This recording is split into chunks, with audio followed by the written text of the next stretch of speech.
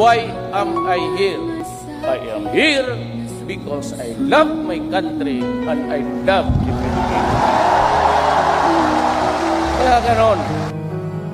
Sa bawat laban, ikaw ang nauna. Tinig mo'y sigaw ng masa. Ngayong ikaw ay hinahatulan ng dayuhang walang alam. Sino pa ang nagmalasakit? Siya ngayon'y pinapahirap. Pilipinas ay lumuluha. Hustisya ang sigaw ng madlang. Tatay, di ko hindi ka nag-iisa.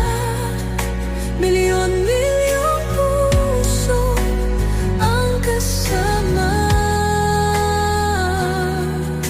Ang bayang minahal mo ng tapat, hindi kailanman lilimot sa iyong hirap.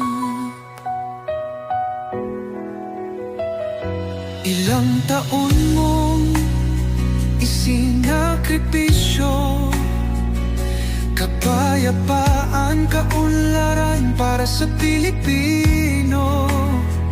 Ngunit ngayon'y dinadala sa